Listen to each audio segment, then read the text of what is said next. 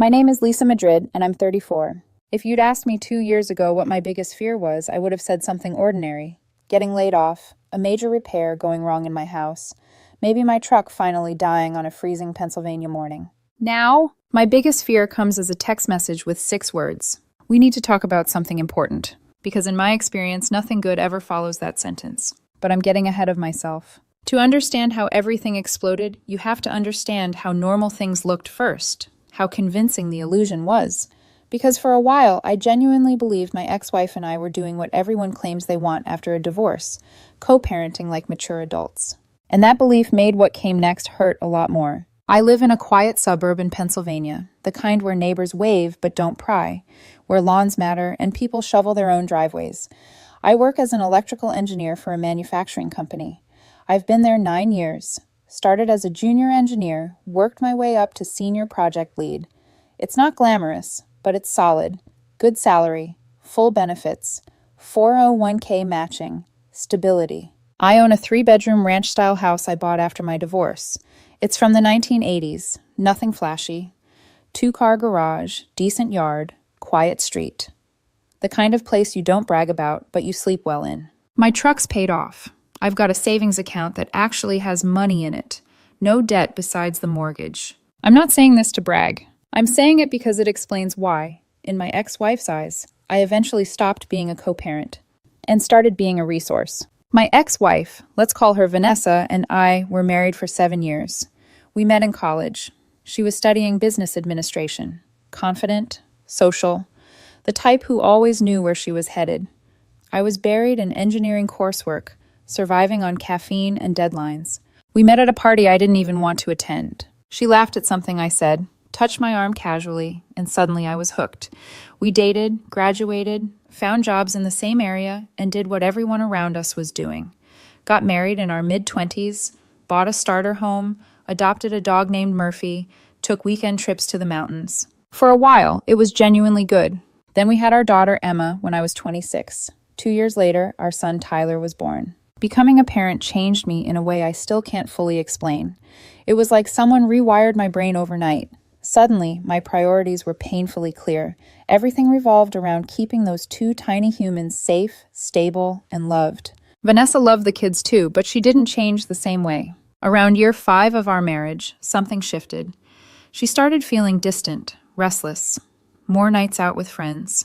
More talk about feeling trapped, about missing her independence, about settling down too young. At first, I tried to understand. Parenting is exhausting. Marriage takes work. Everyone fantasizes about freedom when they're overwhelmed. So we tried counseling. 6 months of sitting in a beige office with a therapist who nodded thoughtfully and asked how things made us feel. It didn't help. Because the problem wasn't communication. It wasn't misunderstanding. Vanessa wanted a different life, and you can't convince someone to want the life you're living. So we divorced 2 years ago. It was clean on paper, no screaming matches, no dramatic court battles. We filed in the spring, finalized by fall. Joint custody, week on, week off. I pay $1,100 a month in child support. That's more than the state calculation required, but I offered it. On top of that, I cover half of everything for the kids: medical copays, dentist appointments, extracurriculars, school supplies, clothes. We keep a shared spreadsheet and split costs down the middle. Automatic transfers, always on time, never missed. I show up, every soccer game, every school recital, every parent-teacher conference. And for the first 6 months after the divorce, things actually worked. Exchanges were smooth. Communication was civil. Vanessa would text me photos of Tyler's art projects. I'd update her when Emma hit a milestone at my place.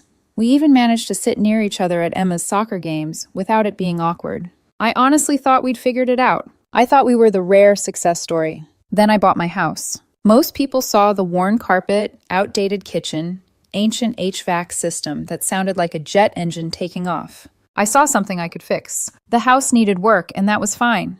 It gave me something to focus on, besides the fact that my marriage had fallen apart.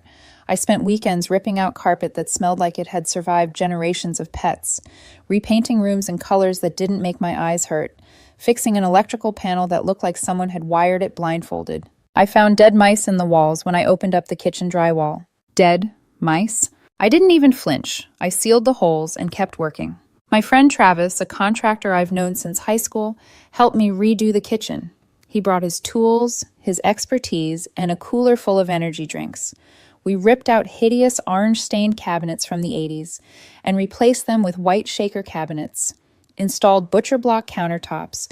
We sanded and sealed ourselves.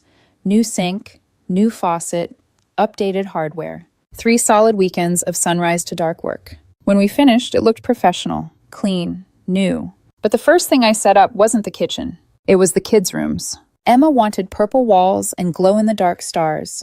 I spent an entire Saturday painting, then stayed up late, sticking stars to her ceiling in real constellations.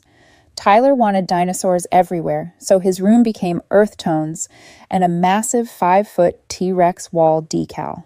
I didn't care about the cost. I wanted them to feel like this was their home too, not just Mom's house and Dad's house. The first weekend they stayed over, Emma squealed when she saw her room. Tyler stood staring at the T-Rex for a full minute before turning to me and saying, completely serious, "This is the coolest room ever." That feeling, seeing your kids happy in a space you built for them, made every hour of work worth it. For a while, Vanessa seemed supportive. She complimented the kitchen once when she came inside to grab something Emma forgot. We made small talk about school events and doctor appointments.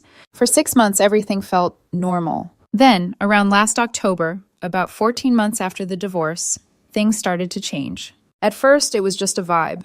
Shorter texts, less sharing, long pauses before she replied.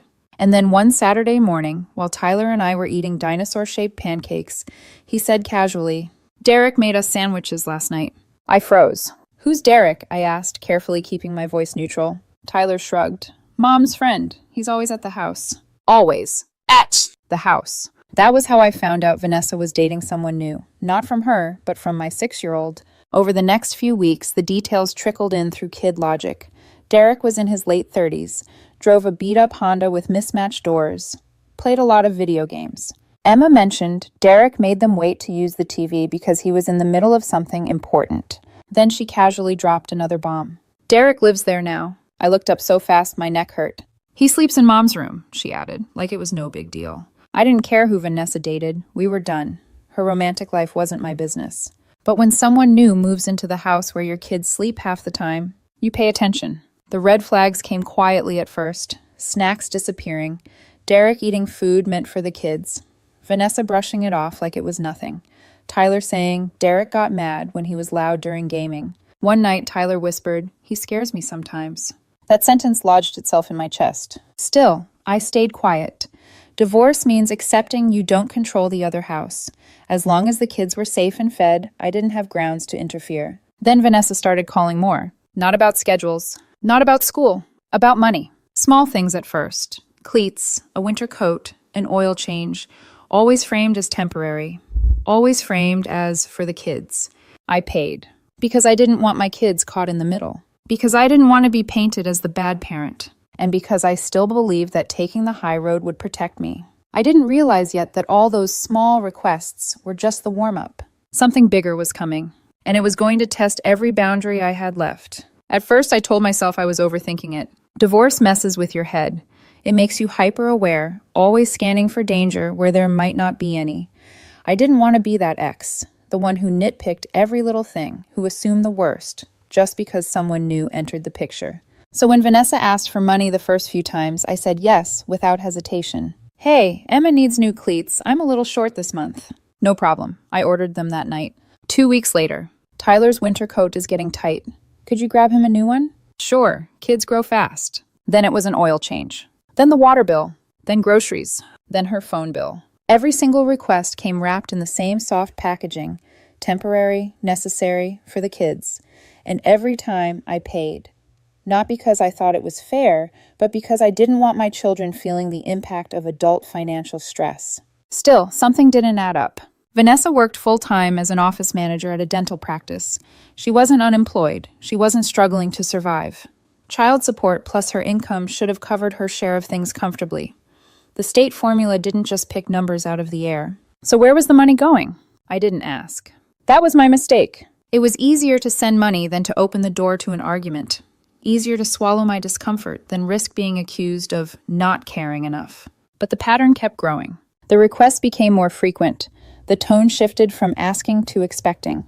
If I didn't respond right away, she'd follow up with a sigh-filled text or a passive comment about how stressful things were at her house. "You're lucky you don't have to deal with this. Our place is so chaotic right now. I just want stability for the kids." That word, stability, started popping up a lot. The kids noticed the tension too. Emma started hesitating before asking for things, like she was afraid she'd be told no somewhere else. Tyler grew quieter at drop-offs, clinging to me longer than usual.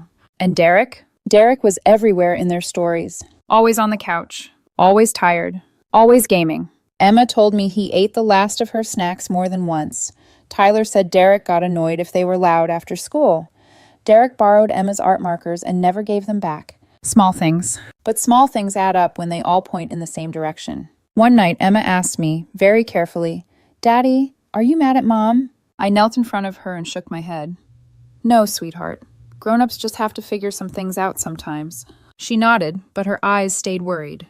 That's when I realized the kids were feeling things I hadn't said out loud. Vanessa started leaning on guilt more heavily after that. If Derek can't get on his feet, things are going to stay tense here. I just don't want the kids growing up in chaos. "You have so much more than we do, Lisa. It wouldn't hurt you." That last line stuck with me, because it wasn't about the kids. It was about comparison, about resentment, about what she thought I owed her because my life looked more put together than hers. The breaking point came in early February. It was a Wednesday night. I was in my garage, fixing my truck's brakes. The squealing had finally driven me insane. I had the wheel off, tools spread across my workbench, hands black with brake dust. My phone buzzed. Vanessa. I almost let it go to voicemail. Almost. But when you have kids, you don't ignore calls. It could be an emergency. "Hey," I said, wiping my hands on a rag. "What's going on?" "We need to talk about something important." That tone. Careful, rehearsed. My stomach tightened. "Okay," I said slowly. "What's up?" "So Derek's been working really hard to get his life together," she began. "He's decided to get his real estate license." I waited. She didn't stop. The courses and exams cost around $4,000 total. Online classes, study materials, exam fees, and his laptop just died. I frowned. "Why are you telling me this?" "Well," she continued, like this made perfect sense, "we were thinking you could help cover it." I actually laughed. A short, disbelieving sound that escaped before I could stop it. "I'm sorry, what?" "It would really help our family situation if Derek had a stable career," she said quickly. "He's going to be living with us permanently. The kids need stability." Our family situation. That's what she called it. I leaned against my workbench, suddenly very aware of how cold the garage felt. "Vanessa," I said carefully, "why would I pay for your boyfriend's career training?" "Because you're their mother," she snapped. "You should care about the environment they're in." "I do," I said. "That's why I pay child support. That's why I cover their expenses. Derek's career is not my responsibility." "You're being selfish," she shot back. "This isn't about you or me. It's about what's best for Emma and Tyler." "They already have a parent supporting them," I said. Me. "They need a stable male role model in my house," she insisted. My hands curled into fists. "They have a parent, and I'm not funding Derek's life." Silence. Then her voice changed. Gone was the emotional appeal. What replaced it was cold. "Fine," she said. "I was hoping we could handle this like mature adults." She hung up. I stood there for a long time, staring at my phone. Did she really just ask me to pay for her unemployed boyfriend's career change? And frame me as a bad parent for refusing? That was just the beginning. Over the next few weeks, she brought it up constantly. "Things are tense here." Emma asked why you won't help Derek. "Tyler's teacher says he seems distracted. Maybe it's because our house is unstable." I told her to stop involving the kids. She accused me of standing in the way of Derek bettering himself. Then she dropped the hint. "It would be unfortunate if I had to limit the kids' exposure to your negativity." That's when it hit me. This wasn't about money. This was about control. And when I didn't bend, she decided to use the only leverage she had left, my children. The Friday she kept them from me, I knew everything had changed. I showed up at her place at 6 o'clock like always. Knocked. No answer. Texted. Nothing. Called. Straight to voicemail. 30 minutes passed. Then an hour. Finally, she texted. "The kids aren't feeling well. They're staying with me this week." My heart dropped. "Both of them? On my week?" I called immediately. "They're sleeping," she said. "Stop being difficult." She hung up. I sat in my truck outside her house, staring at the door. This felt wrong. Deeply wrong. That night, she sent one final message. Maybe if you cared more about their well-being and less about your ego, this wouldn't be happening. That was the moment I stopped trying to keep the peace and started preparing for war. I didn't sleep that night. I lay in bed staring at the ceiling, replaying every word Vanessa had said, every pause, every shift in her tone. The worst part wasn't even the money demand anymore. It was the realization settling into my bones that she'd crossed a line she could never uncross. She had used my kids as leverage. Saturday morning came and went without a single update. No photos. No, they're feeling better. Nothing. I texted once. Short. Neutral. Please let me know how Emma and Tyler are doing. No response. By Sunday afternoon, my chest felt tight, like I'd been holding my breath for 2 days straight. I called again, straight to voicemail. That's when the fear finally turned into something sharper. Anger. Not the explosive kind. The cold, focused kind that tells you something has to change immediately. First thing Monday morning, I called my lawyer. Her name is Patricia. Mid-50s. Sharp haircut. No-nonsense voice. She handled my divorce. And she has this way of listening that makes you feel heard, but not indulged. I told her everything. The money requests. Derek. The $4,000 demand. The threats. The withheld custody. When I finished, there was a short pause on the line. Let me make sure I understand, she said calmly. Your ex-wife demanded that you pay for her boyfriend's career training. When you refused, she violated the custody agreement. Yes, and she's framing it as being for the children's stability. Yes. Patricia let out a breath that sounded suspiciously like a humorless laugh. Lisa, this is textbook financial coercion paired with parental alienation. My stomach twisted. So, what do I do? You document everything, she said, and you stop engaging emotionally. From this point on, every message you send should be boring, factual, and focused on custody logistics only. What about the kids? That's exactly why we're acting fast, she said. She just handed us a gift by violating a court order. Judges do not take kindly to parents who weaponize custody. Hearing that made my hands shake, but in a good way, like someone had finally grabbed the wheel. What happens next? I asked. I'm filing an emergency motion, Patricia said. We'll request a hearing. You keep screenshots of every message. Don't delete anything. Don't threaten. Don't argue. Let her keep digging. I followed her advice to the letter. Vanessa kept texting. You're a deadbeat. Derek does more for them than you ever have. You care more about money than your own kids. I didn't respond to any of it. Instead, I replied with one line, over and over. Please confirm when I can pick up the children for my scheduled custody time. Every ignored message went into a folder on my phone. Every threat got time-stamped. Every missed exchange got logged. I even started a notebook. Dates, times, exact wording. The things the kids repeated that sounded suspiciously adult. When I finally got Emma and Tyler back the following week, after Vanessa decided to allow it, they were different. Quieter. Emma watched my face carefully, like she was waiting for me to explode. Tyler stuck close to my side, his small hand gripping my sleeve. During dinner, Emma said suddenly, Mom says you won't help Derek because you don't like him.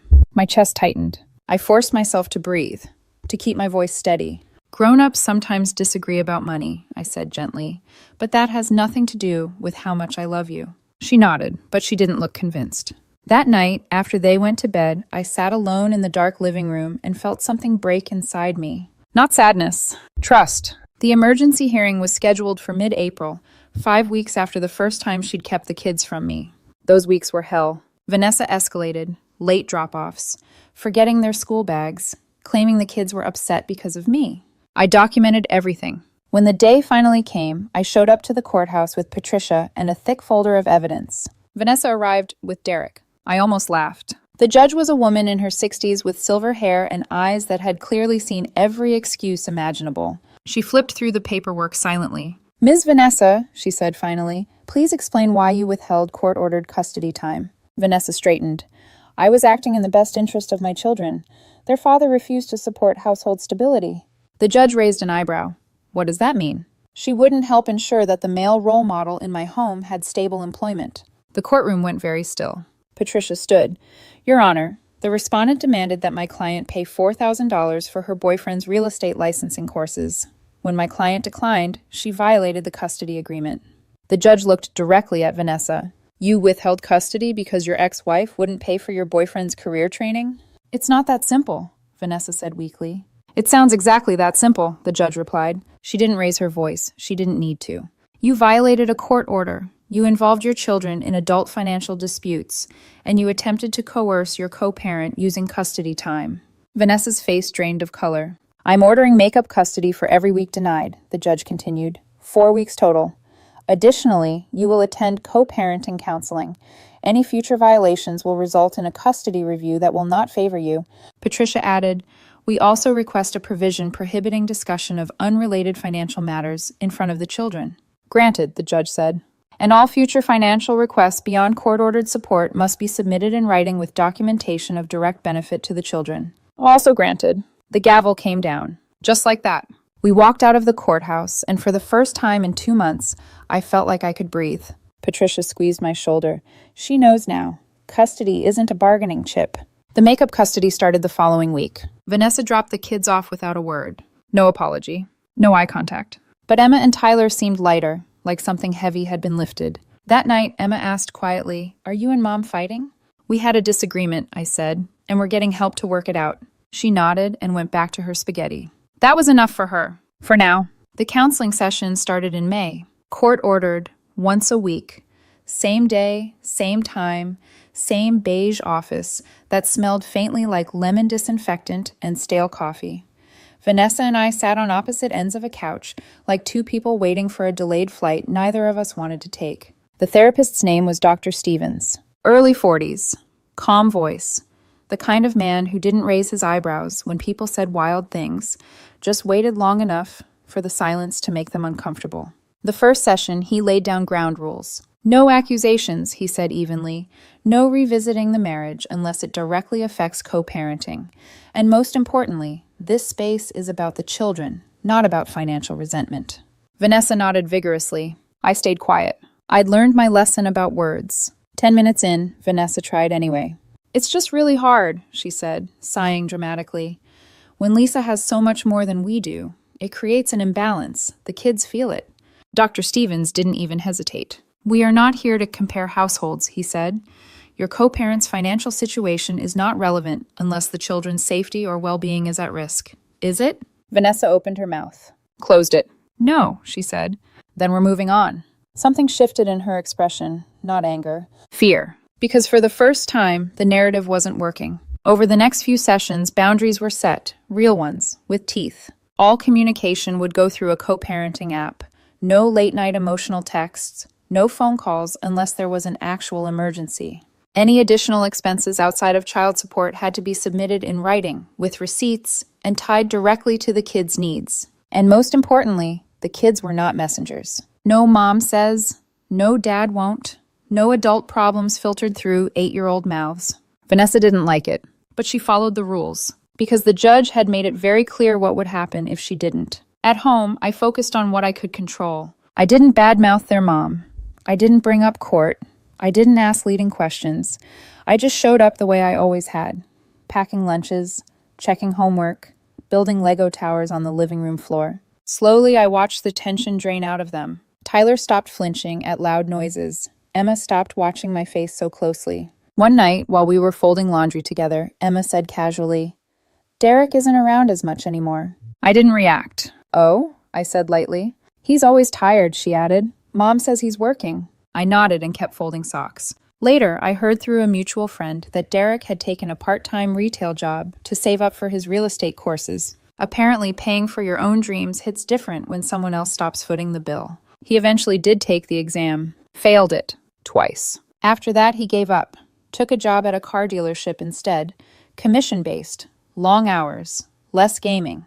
I don't know if he's still with Vanessa. And honestly, I don't care. Because by then, something inside me had finally settled. The real victory wasn't court. It wasn't watching Vanessa lose face in front of a judge. It was learning, really learning, that boundaries aren't cruelty. They're clarity. The last counseling session ended quietly. Dr. Stevens smiled at both of us. "You don't have to like each other," he said. "You just have to respect the structure." Vanessa avoided my eyes. I didn't need an apology. I needed peace. And for the first time since the divorce, I finally had it. By June, the chaos finally burned itself out. Not because Vanessa apologized, not because she suddenly understood how wrong she'd been, but because the rules were no longer optional. The co-parenting app became our only line of communication. Every message was time-stamped, archived, visible. No emotional baiting. No guilt-laced paragraphs sent at midnight. Just logistics. Pickup is Friday at 6. Emma has soccer Tuesday at 5. Tyler's dentist appointment is next Thursday. Boring. And that was exactly the point. Anytime Vanessa needed something extra, actual kid-related expenses, it came with a receipt and a brief explanation. No sighs, no commentary about my income, no implications that I owed her anything beyond what the court had ordered. The first time she submitted one of those requests properly, I almost laughed. Not because it was funny, but because it proved something important. She had always been capable of respecting boundaries. She just hadn't wanted to. At my house, life settled into a rhythm again. Pancakes on Saturday mornings, homework at the kitchen counter, movie nights in the basement with popcorn and blankets piled too high. Tyler rebuilt the same Lego spaceship over and over. Emma started practicing her recital lines in front of the mirror like she was on Broadway. They laughed more. They slept better. They stopped asking questions that didn't belong to them. One night, Emma asked, "Are you and Mom still mad at each other?" I thought about it carefully before answering. "We're not mad," I said. "We're just learning how to do things the right way." She accepted that. Kids always know when an answer is honest, even if it's incomplete. Vanessa never brought up Derek again. Not once. No more speeches about stability. No more guilt about male role models. No more pretending his career was somehow tied to my responsibility as a parent. Through mutual friends, I learned how that situation really ended. Derek had eventually paid for his own real estate courses, worked retail, picked up extra shifts, saved slowly, took the licensing exam. Failed. Twice. After the second failure, he stopped talking about real estate altogether. Took a job at a car dealership instead. Long hours, commission pay, less couch time. Whether he and Vanessa are still together, I genuinely don't know. And for the first time, that realization made me smile. Because indifference? That's freedom. The kids adjusted to the new normal faster than I expected. The anxiety they'd been carrying, quietly, invisibly, seemed to evaporate once the tug-of-war ended. They didn't have to carry messages anymore. They didn't have to feel responsible for adult emotions. They just got to be kids again. One evening, as I tucked Tyler into bed, he looked up at me and said, "I like it when things are quiet." So did I. Looking back now, the most shocking part of all of this isn't that Vanessa tried to manipulate me. It's how long I let it happen because I was afraid of being seen as difficult. I thought taking the high road meant saying yes. I thought being cooperative meant absorbing discomfort. I thought protecting my kids meant avoiding conflict at all costs. I was wrong. Protecting your kids sometimes means drawing a line so firm it can't be crossed again. It means teaching them, by example, that love does not equal obligation and boundaries are not punishment. They're protection. Vanessa learned that custody isn't currency. And I learned something just as important. Peace doesn't come from pleasing people